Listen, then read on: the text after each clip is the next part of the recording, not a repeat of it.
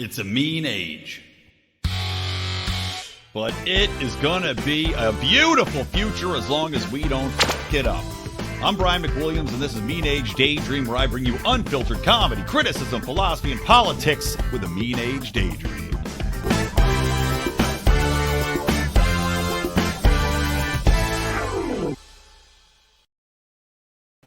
Welcome to Mean Age Daydream, the show that was not in any way associated with the FTX crypto scandal. So get that out of your minds. Big apologies to any of you out there that were ruined in this. I know quite a few people in our space obviously are interested in the crypto world and investing in crypto and all that good stuff. I did have some Solana. That I will say. I had, what did I buy? I think I bought like $1,000 of Solana. And kiss that goodbye. I don't know. We'll see if that coin gets salvaged. But I'll talk a little bit more about FTX later on in the show. Mainly, I want to talk about not the distinct aspects of what brought it down internally. We'll talk a little bit about Sam. What the fuck's this loser's name? Sam Bankman-Fried, or is it Fried? Probably Fried. The wonder kid, this guy that everybody was really bending over backwards to praise because he was such a philanthropist. What a great guy! It reminds me of these uber feminist men. Right? It reminds you of these beta bitch uber feminist men that everybody bends over backwards saying how amazing they are, and they try so hard to be allies with the cause, and then it turns out that they're trying to finger bang every person possible at their worst moments, a drunk crying girl, and they're there for them because they're so sympathetic, and then a predator. But we'll get to that a little bit later today. I want to start off with just recounting a little bit of how my last few days have gone. I am a little bit underprepared today. The FTX stuff I had to get all caught up on, talk about it. Again, I'm not going to go into super detail. I'm going to give you my overarching take. And I'm going to save commentary on Dave Chappelle, who, of course, hosted Saturday Night Live. I had tweeted out, and I think talked about it briefly. My prediction was after these SNL hack-ass writers, right? This writing staff that's unfunny, that's ultra woke, that's ultra sensitive. Three things that you don't want in comedy writing, by the by, is a bunch of sensitive fuckers writing your jokes. Well, after they had decided to boycott the episode because Mr. Chappelle was so out of bounds, so just unpalatable. Well, Chappelle still went forward, and kudos, by the way, to the producers of SNL for continuing to have him on. Probably just a pure ratings play because Dave Chappelle draws in the numbers, and they, of course, desperately need more viewers. But I said it would be great if he brought in his old writing staff and just let them write all the sketches. Now, I still have yet to see the full thing. I watched some of the monologue. But as I said, I'm going to save my comments on this because I was supposed to be talking with Lou Perez. We were supposed to talk yesterday and record. I wanted his take on his new book. That joke isn't funny anymore because the timing couldn't be better to talk about his worldview, writing this book, and also this shakeout with Chappelle. We had to reschedule because of hashtag dad life. And I am now going to be talking to him on Thursday, and that episode will come out next week. So look forward to that. Talk with Lou Perez. I also had to reschedule Jeff Deist for the same reason, in that my kid was home sick. But anyway, check out the Patreon, Lions of Liberty Patreon. Patreon.com/Lions of Liberty or lionsofliberty.locals.com. I will live stream the conversation with Lou Perez. It's going to be Thursday, 4 p.m. Pacific, 7 p.m. Eastern Time. We'll get into all things Chappelle, his book. It's going to be a fun conversation. Lou's one of my favorite guys. But, yeah, had to reschedule because of dad life. And like I said, same thing with Jeff Deist, so I'm going to be rescheduling with and have him on. But it has been a pain in my ass. My kid got this thing called RSV, which is dangerous. And not like COVID, which is basically zero danger to small children, despite what the assholes at the CDC want you to think. This is something where if a baby gets it, and I've got an 8-week-old, well, it can get up in their lungs. You have to go take them to the hospital. They can get very sick. You have to get them on a little baby ventilator and oxygen. It's a nightmare. Basically, it's something where you have to continuously check the oxygen levels in their blood to make sure they're not suffocating, causing brain damage and everything else. So it's scary.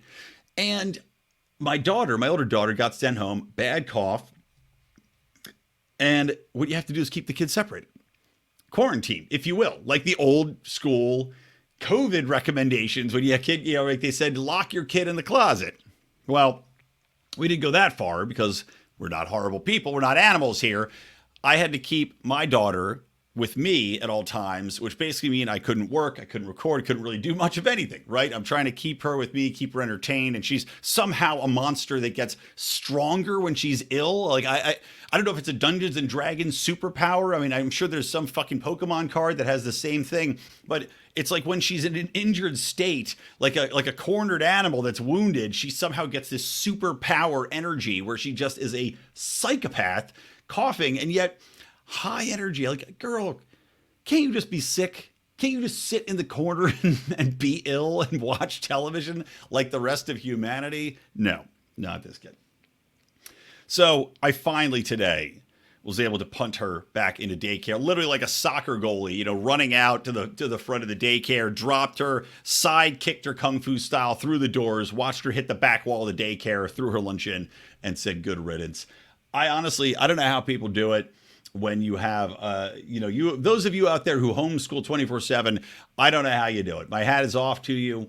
I know you don't have work stuff to deal with at the same time if you're homeschooling for the most part. I know that's, always a tough ask or a part-time gig, but very stressful on my end. And again, with the separation of the children made it extra difficult. So my wife's basically locked in a bedroom, or we have to switch off, or I have to go take this sick kid out to the park and pretend that she's not... she's not sick, avoiding the stares of other parents. So that's why this show is going to be a little bit more off the cuff than even usual. I will have more of a forest and not a trees approach to my analyses. But that being said, I did see something I really wanted to talk about here. And that is that COP27 is going on, right? COP27, cop out. And I can't remember what it stands for, the Coalition on, I don't know, obfuscating policy. That's probably what it should be called, because it's a bunch of the global elite flying across the world. And there was a funny graph showing just how many private flights. It was something like 250 private flights had flown in to, I think it's in Copenhagen every year, flown into Copenhagen in order to take part in this global confab of people basically standing up there and masturbating about how they were going to control human ability to do business, human ability to survive, to flourish, etc. And naturally, all of the world's elite are there. You've got anybody from the prime minister, the new prime minister of the UK, who was not going to go and then got guilted into going, through to one of the funnier things, you probably saw it on the meme world, which is a 20-year-old social media influencer who somehow has become a voice in the climate movement, despite having zero credentials, zero believability in as far as anything as she is saying, and also just happens to be unbelievably hot. And she is the first and youngest advisor to this COP27 United Nations event. To which, of course, I asked the question that everybody was burning in their minds: how much is an hour of your advice? And when you leave, you won't tell my wife, right? Right. So just an absolute absurdity. And like I said, every speech at this COP27 is basically a speech on how to control humanity. That is the only thing that is the purpose here. I mean, literally, there's nobody coming together here to talk about how we should actually move things forward. It's like I talked about in my last episode, talking about how you have to channel narcissism in the climate movements in order to get people to work towards a goal of freeing humanity rather than constraining them. These people are all about constricting, removing your ability to operate, to utilize natural resources, which should not be able to be ratified or quarantined or rationed away, right? These are natural resources. They should be available for people to use in a natural format and use and abuse however they see fit, as long as you're not directly harming your neighbor. Now, naturally, the biggest thing that comes about from environmental movements is the argument that you are distinctly harming your neighbor. However, there are natural laws that can be put into place there in the courts that can eliminate this. You can sue people over damages that are being done.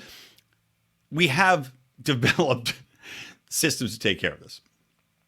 These people think that those systems aren't enough and that you have to shut down all of humanity in order to achieve certain goals. So, flash forward, right? Because the way in which the market's playing out right now, you have people that are desperately trying to stay alive because their circumstances are surrounded by inflation. Their circumstances happen to be that in which you might not have enough oil and gas to make it through the winter to keep your grandma alive from freezing to death. You have to go in and throw hot water bottles on her chest, lit from dog carcasses you're burning in the backyard of Poland. So there does not exist, one could say, a strong marketplace within the broader context of humanity, within the broader international community, to go down the rabbit hole of green policies. In fact, it probably would have been more prudent for them to cancel the COP27 conference in light of the fact that the fossil fuels are the only thing that seem to be able to keep the lights on. That much has been made clear during this entire Ukraine-Russia conflict, wherein all of Europe tends to be on its knees begging for aid since Russia provided almost all of their natural gas and their solar that they talked about being so important and their wind farms, which just are so important.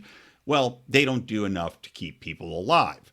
The nuclear plants, which they shut down in one of the stupidest motions and movements in the Green Party or the Green, the Green movement, which has now been rescinded, by the way, for the most part. They're turning them back on because there's never a problem in the first place. Well, those things also take some time to get started. So these people in the midst of all of this anarchy and chaos within the global marketplace for energy are still holding this to tell people how much better they are.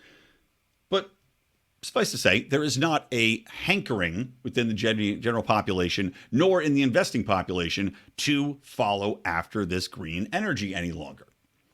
One could argue that there was really never that much of a hankering, except that it was created by governments, by regulations, created by clowns like John Kerry, created like clowns like Al Gore, through lies, through pushing of fear-mongering, and through government pressures, government subsidies, government endorsements and grants, which many of which have just gone down the rabbit hole of trash. Well, there wasn't really ever a market to begin with. Because marketplaces come from things actually being ready to be rolled out, to be profitable, or it can be forecasted to be profitable within a reasonable amount of time, right? That's your risk reward as an investor. Do you want to invest in, let's say, nuclear fission? Do you want to go down that path and say, okay, this company is far enough along that I think they could achieve this and provide this abundant source of power in the future? Or is it not going to happen? Well, that's the risk you take. Point being, though, to force people into, say, investing in these technologies or to pretend that this technology is here when it's clearly not ready is folly. And yet we're seeing that play out in the markets. Now, John Kerry went, and this is what really I'm coming around to that drew my attention. John Kerry went as our #1 climate advisor for the Biden administration to the COP27 and gave a speech there.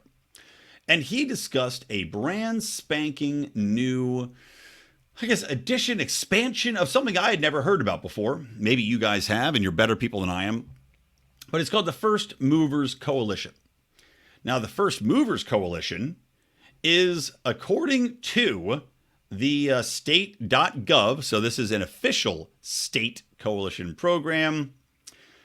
This is an official organization which essentially seeks to expand and create marketplaces for green energy. Launched by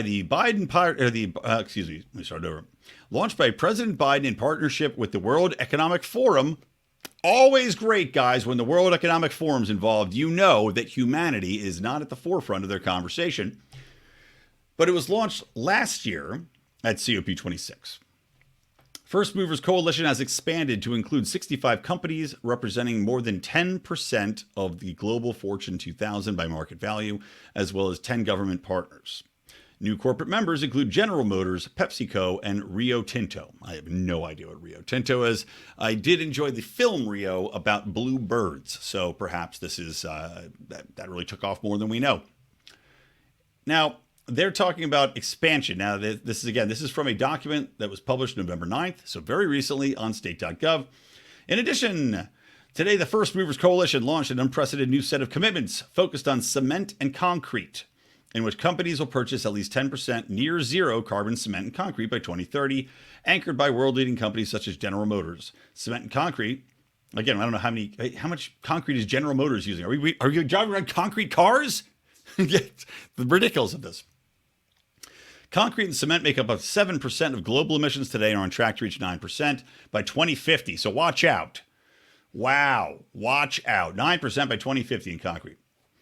This ambitious set of purchasing commitments by First Movers Coalition members will create an early market to stimulate investment in the next generation of technologies needed to decarbonize cement and concrete.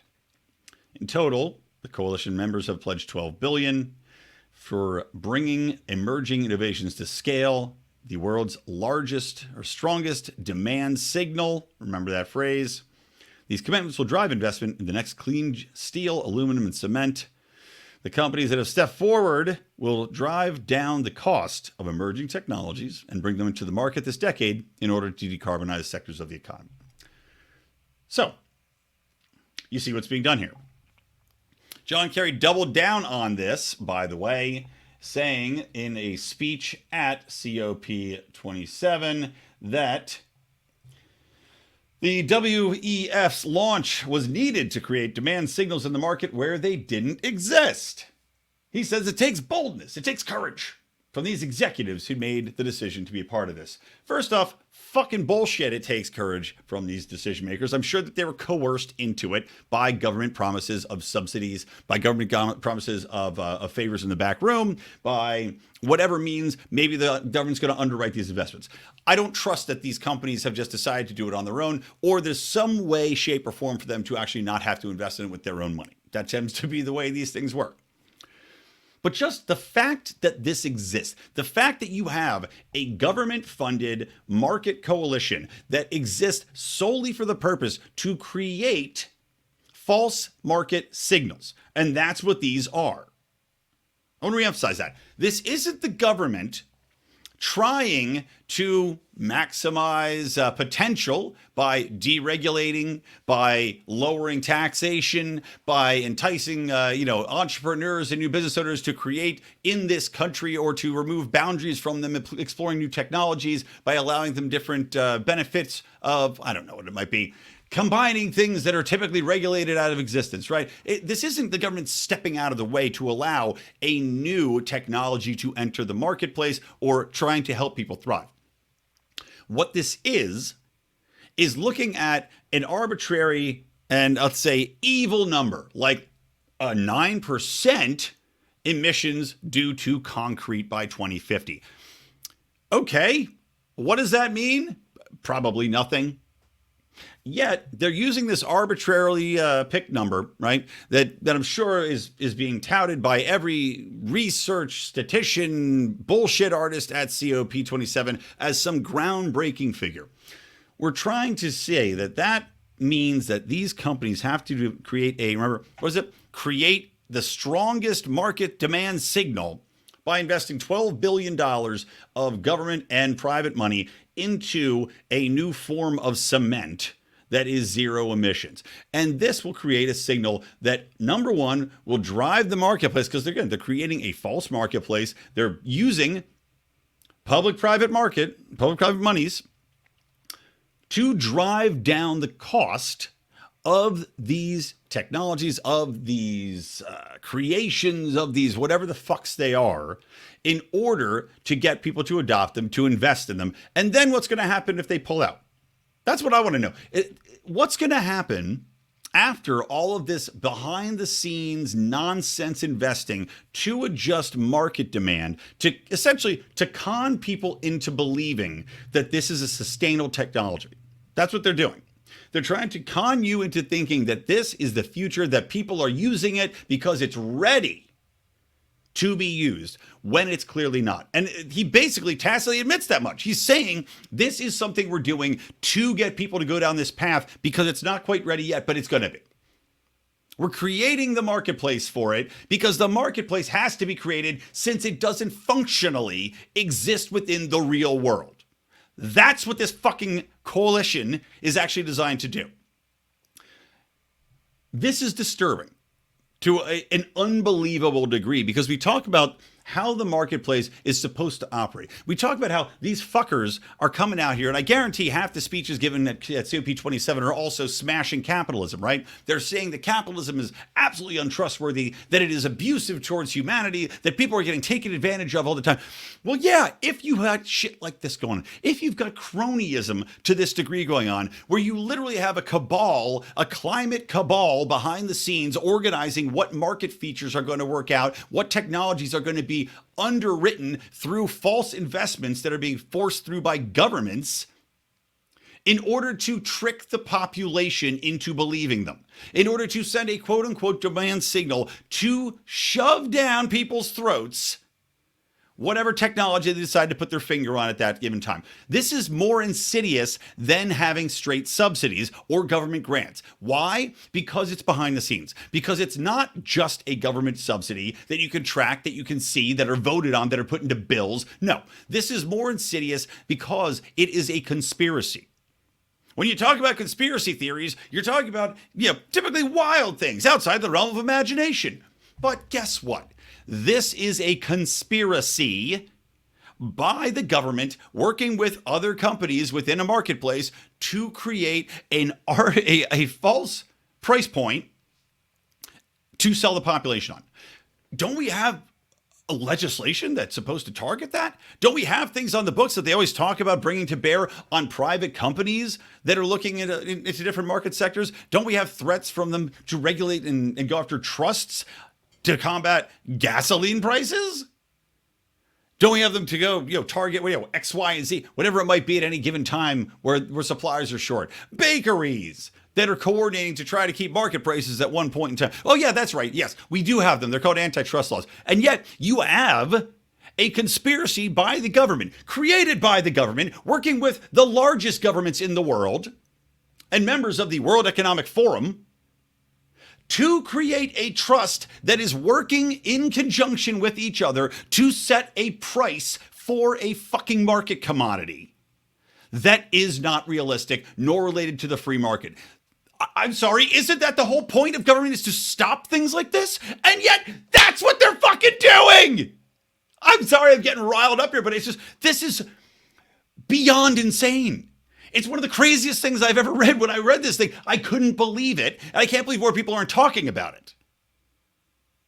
You talk about cronyism. You talk about the evil of government. You talk about governments getting involved in free markets and completely fucking them up. You talk about the insanity of this climate cult that exists out here. I'm all for environmentalism, guys. I'm not saying that it's even a bad idea to have new technologies coming out for clean steel or clean cement that has less emissions come out of it over time. Fine. But don't try to push them on the population when they're not ready. Don't send us market signals from your conspiracy group in order to sell them. Let them come out. Let them be available. Let us see the actual cost point. Let us see the actual advantages of investing in this tech. And then we can decide if we're ready for it as a society, if we're ready for it as an investing population without being lied to and have this coordinated behind the scenes and have collusion going on there. The one that everybody, whatever happened to collusion? Everybody liked to talk about collusion when Donald Trump was in office. No more collusion anymore? Well, here's your collusion. It's the World Economic Forum. It's the global elites, which have, by the way, burned off more tons of carbon in a day flying to this fucking place than 2,000 pounds of cement or whatever, 2 trillion pounds of cement are going to create anyway. But yet they're going to change the markets in order to fight it and push this crap. I just can't believe it. I just can't believe it. Spit on my screen. I got so fired up about it. So anyway, look at that. That's your moment of Zen. That's your welcome moment of Zen for this episode. That's just crazy. Well, let's move on to the next topic. This is going to be, like I said, a little bit shorter show because I'm just, I didn't have that much time to look through the news. Carrie Lake lost. So that, again, I was talking this argument over when I was on Fabian Liberty's show. And again, Donald Trump-backed candidates, guys, I'll just do a quick 5 minutes on this. But Trump-backed candidates, I do not feel did too well. I know in Republican strongholds they did just fine, but again, when you have swing states, when you have the places wherein individual voters that are going back and forth, independent voters are actually making the change, Trump did not do well endorsing those candidates. Flat out didn't. Blake Masters lost. Carrie Lake lost. Granted, yeah, Katie Hobbs is a governor that's counting the votes, somehow counting the votes, and able to still run. Doesn't seem to make a lot of sense to me, but point being, I would be shocked beyond shocked if anything changed there. It is what it is. So it looks like, I think at this point, still the GOP is going to take the House. I think they need one more seat. I don't think there's any number of ballot harvest operations that could happen within the next 2 weeks to change the fact that they should take the House. They did not get the Senate. They will not be taking advantage of that, which is too bad. I would have liked to see that happen if for no other reason than to really go after Fauci, although I think Rand Paul is still going to be leading up some sort of coalition to go after him. But now, of course, the fangs have been removed. You know, Rand Paul could argue with Fauci, but there's not going to be any formal move within the Senate to go after him, that corrupt piece of human garbage. I guarantee Dr. Fauci all for the World Economic Forum. I wonder if he's on some different first movers coalition that has already been collaborating to push mRNA vaccines, keep the cost of that down, convince people that this technology is ready to go. But I digress. The midterms were interesting. Still completely fucked how many countries, or how many counties, still have issues counting votes. How many states can't seem to get this together. Obviously, the mail-in voting is a fiasco still, even if you believe in it, even if you don't think that it's necessarily corrupt, it's still a fiasco. There's no way we should have vote counts going into weeks and weeks and weeks after the physical date has ended where you go vote. There should be a definitive cutoff, and I think it should be 24 hours afterwards. If the mail doesn't get through, well, you should have mailed it earlier, period. It's not like you can trust the mail anytime to actually get through regardless. I mean, who are we joking? Who are we kidding? Well, I put it in the USPS mail, and come wind, come hail, come sleet or snow, the mail always arrives, unless you have physical cash in it, in which case they cut the card open, they take it out, they keep it. Give me a break. But it does seem to me that it's a fiasco. I think that there has to be very stringent laws that have to be made against ballot harvesting. I think that's the most easily corruptible thing that we see from mail-in voting. But regardless, it's a mess. It's a letdown. The red wave did not happen. It's as I tweeted out the night of, I think it was after I did my live stream, I tweeted this out. But, what's really sickening is that the GOP, because many of them were too cowardly to really fight back against what had gone on during COVID. They went along with it. I mean, in DeWine, Ohio's governor, he went along with it. And that stupid bastard got reelected with a ton of percentage points, which shocked me. But overall, you still have all of these, left and right. Democrats left and right. You have people that went through COVID that were all for the vaccine mandates. They were all for punishing punitively, just taking horrible actions out on people that wouldn't go along with this government narrative that we all had to be quarantined, we all had to be boosted, we all had to be force-fed this experimental vaccine. Those people clearly, what I'm taking from these is they were not ready to admit that they were wrong. And the GOP, whether or not it's because they simply went along too far, that they didn't want to throw Trump under the bus, who, of course, is still taking credit for the Project Warp Speed vaccine program. For whatever reason, they were not confident enough to attack COVID, to attack the lockdowns, to attack vaccine mandates. And I couldn't believe that they didn't attack the CDC. Maybe there were some people running on it that I just didn't notice, but attacking the CDC for recommending that children get this vaccine could have been a key issue. Because now you're talking about children.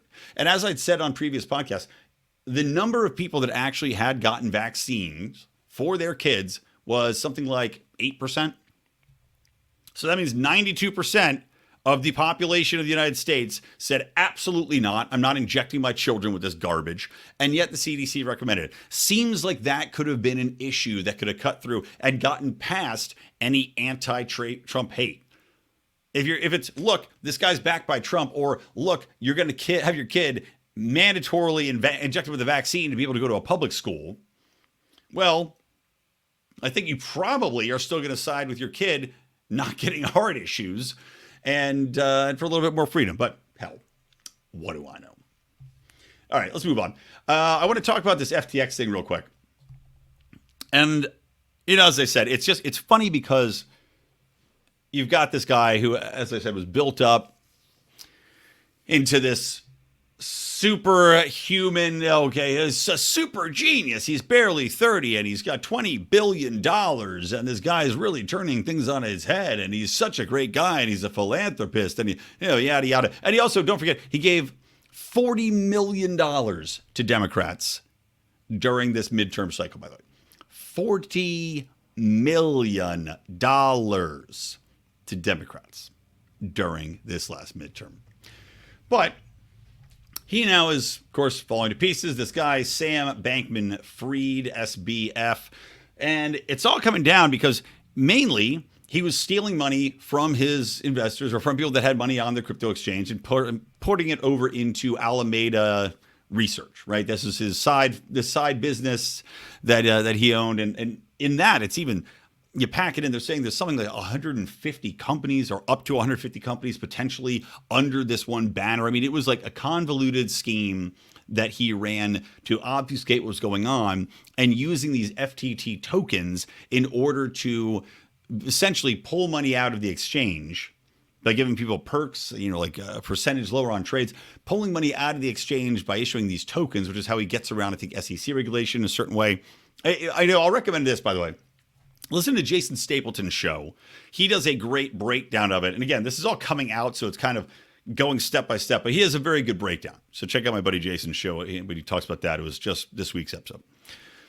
Long story short, by basically defrauding people that are on the exchange and spending all of the money that's supposed to be there held on the exchange, right? The promise of the exchange, and this is why it's important to have a hard wallet. Yes, I need to put my money in a hard wallet. I've got one right next to me and I just haven't fucking set it up yet like an asshole.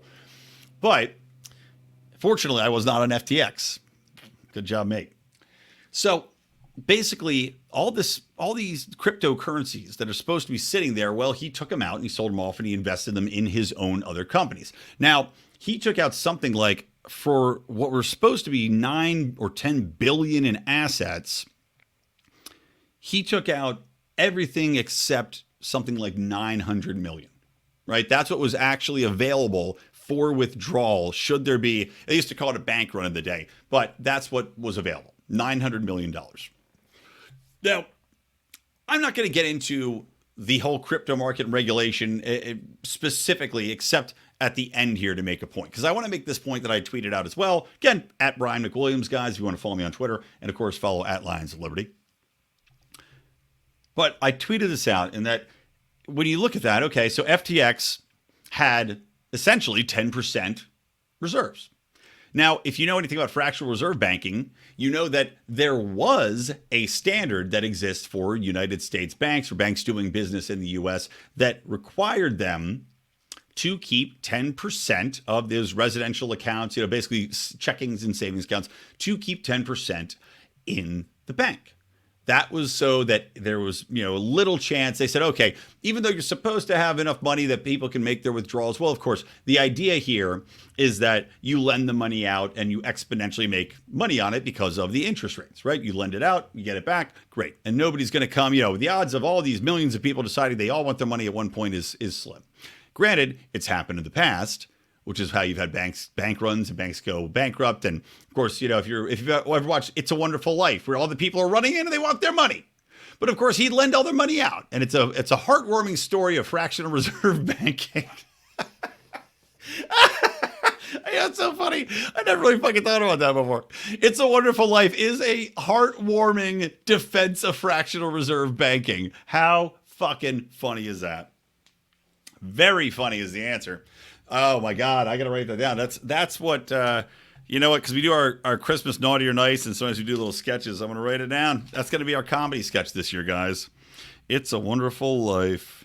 It's a wonderful fractional reserve life. So, essentially, though, that standard of 10% is what the the Fed had demanded of banks. And you had to have that, again, it's all tied in with FDIC and to be federally insured and all this other horseshit. Basically, all part of this big Ponzi scheme, right? Well, even that 10% now. In 2020, I don't know if you guys know this, but in 2020, the Federal Reserve actually had eliminated that as well. So essentially now, banks that are operating in the United States, they actually don't have to have 10% in the banks that are in their physical accounts. They actually have to have basically nothing. It's effectively been lowered to zero. So I was just laughing because, people are talking about how, FTX collapsed. Can you believe this guy took this money out and lent it out, and put it in his other investments and these other companies and only had 900 million left. And I'm just laughing because I'm like, there's no bank in the United States that even has that much. There's no bank that has 10% in reserve in any way. Most of these places are down to 2%, 1%. It's just that they have the confidence to fuck around because they are backed by FDIC. They know they're not going to ever be in a position wherein they can go bankrupt like FTX did. You know why? Because the government will bail them out. You and I will bail them out.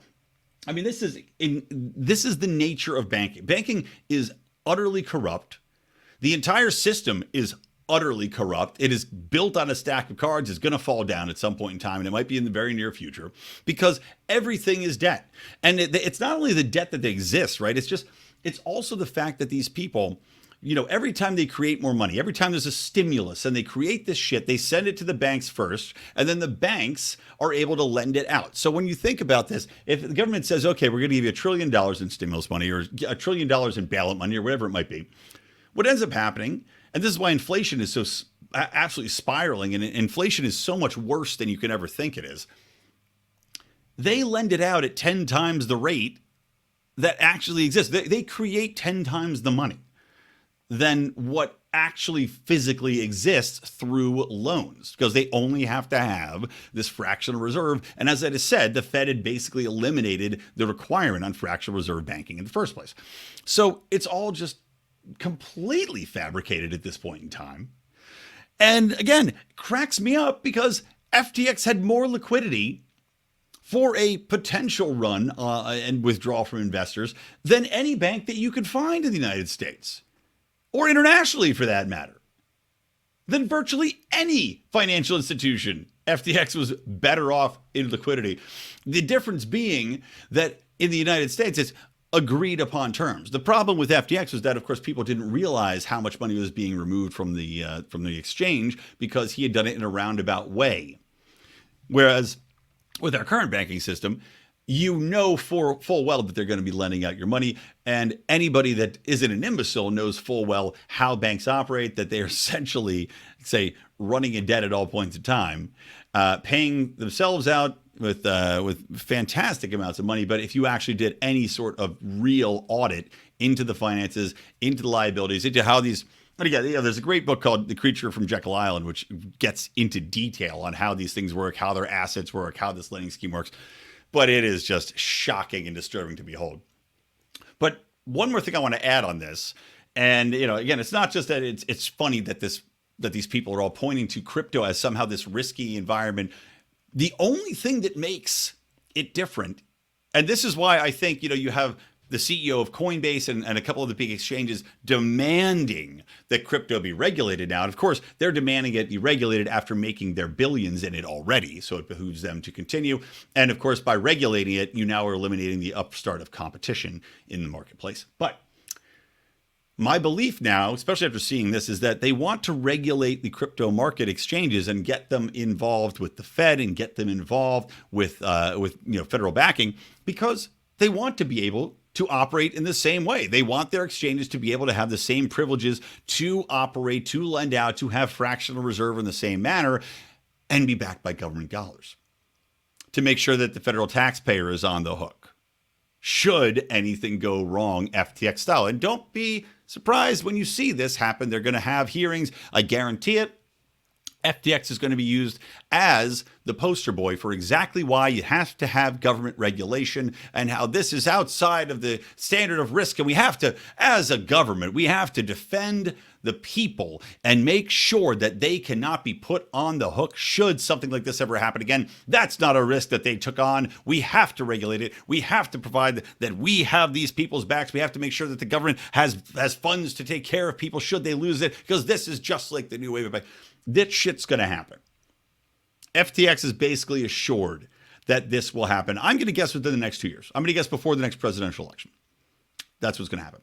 And again, all these people calling for regulation of the crypto marketplace, they want it for one reason only. It's to protect their asses and ensure that they will not go tits up if they start making risky maneuvers. Everything comes around to the same question, which is who benefits, and the answer is very, very obvious. The people that benefit from regulation are the biggest exchanges operating right now with the most to lose and the least to gain from a deregulated marketplace, a Wild West, if you will. All right, guys, that's going to wrap it up. Hope you enjoyed the show. Again, if you like the show here, please do subscribe, share it with a friend, tweet it out. Come follow us on Instagram, follow us on Twitter.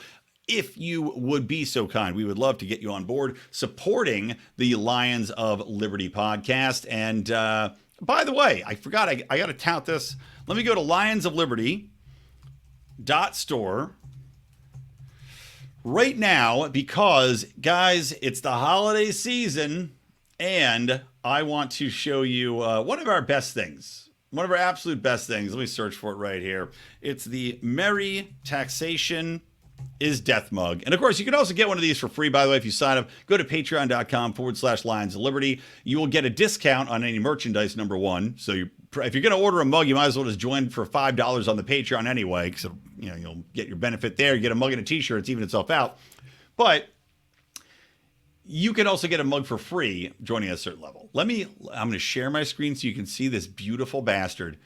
Oh, yeah. Look at that. Lions of Liberty. It's got the Lions of Liberty with a little hat on. And on the back, I love this. Merry Taxation is Death to the state from the Lions of Liberty. The Merry's got little reindeer horns on it. You can make a statement. You can give it as a gift if you got some Liberty people in your household or your close friend circle. This is a fantastic gift. Great Secret Santa if you guys are going to be doing anything like that. Get your libertarian conventions together, get your conservative conventions together, whatever it might be. Check it out. Merry Taxation is Death, guys, from the Lions of Liberty. All right, that's going to do it. From me, Brian McWilliams, from the Lions of Liberty Network and from Mean Age Daydream. Keep those electric eyes on me, babe, and keep that ray gun to my head. Peace. See you soon.